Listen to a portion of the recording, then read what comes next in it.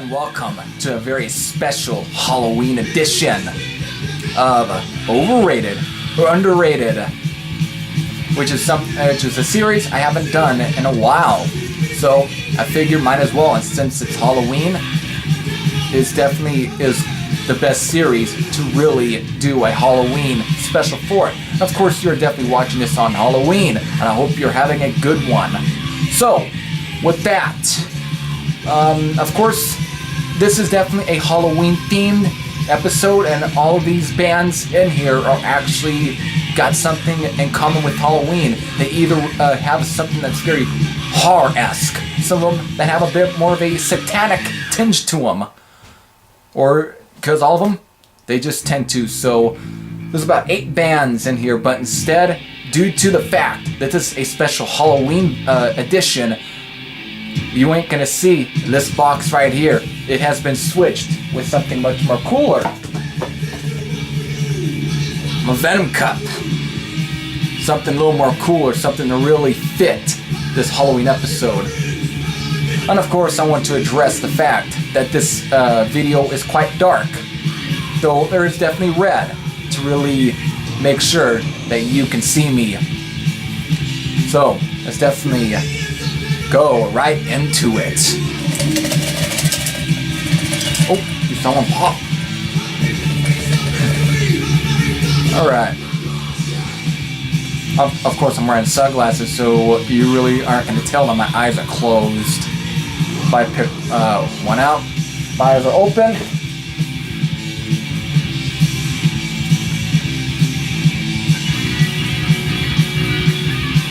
Oh, here we go. This is a band I haven't really all that much know about, and of course, you might have seen it, I don't know, pop up in the name, but it is. The band is Ripper. Of course, we lost one of their members this year, but Ripper were kind of more of a horror-esque metal band. Of course, I can't remember the name, and of course, I do all these videos based off of random, because these names come out random, and sometimes I may not end up, remembering or anything like that. But Ripper, are they overrated or are they underrated? From what I've heard, sounds quite cool. I definitely can say they're underrated, but at the same time, they could be overrated, I don't know, but their music is fine. So, there we go. Yeah, I can't say it as much on that one, but they definitely are a very horror sort of themed heavy metal band from the 80s. And their debut album came out in like 1986. So, it's time to go back to my Venom Cup and see what comes out of his head. First, I gotta shake you.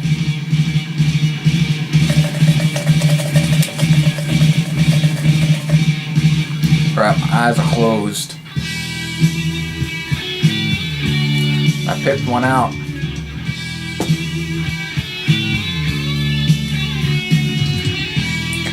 See.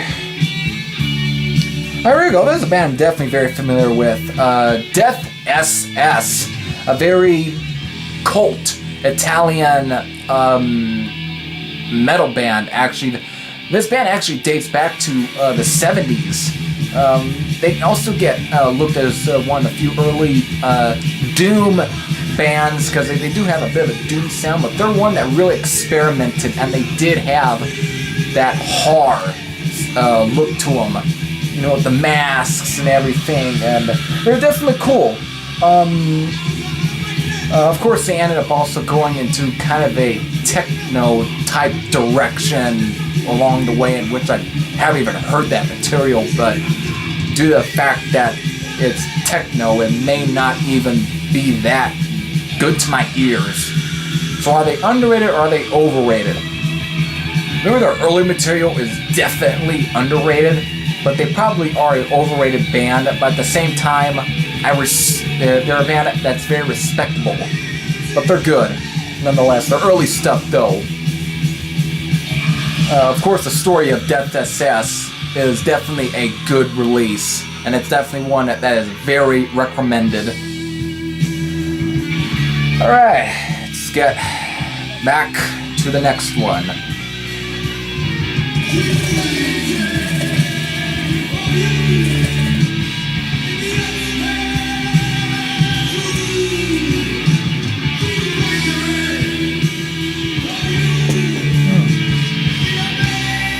band is. There we go. I have stuff from. Actually, I just obtained one of the releases just this year. Energy Vampires, of course, which is a project that Jonathan Stewart, former Sonic Destroys, formed after leaving Sonic Destroys. And of course, the difference between Sonic Destroys and Energy Vampires is that Energy Vampires leaned on the horror theme. Of course, with their shows, whatever, very horror-esque, almost bordering on shock. But are they underrated? Oh, hell yeah. They're fucking underrated. They only release about one thing, and it's a very good release. Just nothing bad to say. If you don't have anything by them, the only thing you probably need to have is the that only release that was put out by Skull Records. Not Skull, Shadow Kingdom. Alright, we're blundering. So with that, yeah, underrated. So, let's go for one more.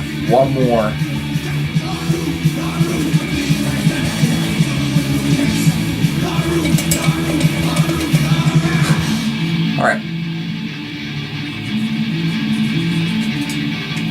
See what this is.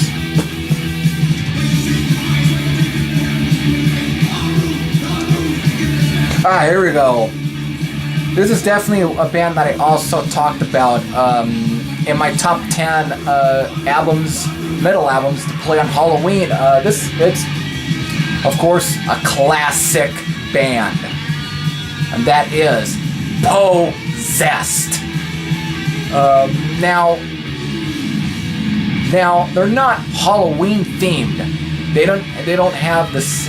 Zest didn't have the same sort of, aspects of Energy Vampires or Death SS or Ripper. What they did have, though, is something that can also be categorized as Halloween, and that's sort of on the very hard type of, satanic type lyrics. Because on Halloween, what movies are you going to end up playing? You're probably going to play Exorcist. You're probably going to play some sort of movie that deals with demonic stuff, whatever, and it definitely fits well with Halloween, and Possessed do fit it. But are they overrated or are they underrated? And as much of a band as they are, in some ways, they can be seen as overrated. But for me, I find them quite underrated. Sure, they only had released 3 themes during their prime. Which of course goes for the very classic debut 7 Churches, or their somewhat good follow-up, Beyond the Gates, and the always kind of looked down upon the Eyes of Horror EP. But all 3 of them are definitely enjoyable in their own right, and I dig pretty much all 3 of them. But of course, their best release is pretty much 7 Churches. That's definitely still their best album. But for anyone that is getting into, let's say, the 80s sort of extreme metal, not the whatever, they're definitely a band that definitely always will be recommended. But I can see them as being overrated. But, however, still, I find them somewhat underrated because they tend to get almost at times overshadowed due to the most other bands, that would be considered as early death metal. So, definitely, that's pretty much all I have for this. Maybe next Halloween, I'll do another one like this. So, until then, of course, you probably know what band is playing in the background, which is, of course, it's Hallows Eve. Another band that definitely has that horror-esque to them, that very Halloween type of, aspect to them. And, of course, Scott Waters put them in his top 50, best, metal albums or hard and heavy albums of 1985. And of course, it's that very album that's playing, which is Tales of Terror. So, until then, if you want to see more of these type of Halloween-themed episodes as a part of, for Halloween, whatever, definitely do that. And of course, I'll be back for some more, album reviews, since I definitely got something planned for November. So until then, this is Heavy Thrasher saying I'm out. And I'll see you later. And have a nice Halloween.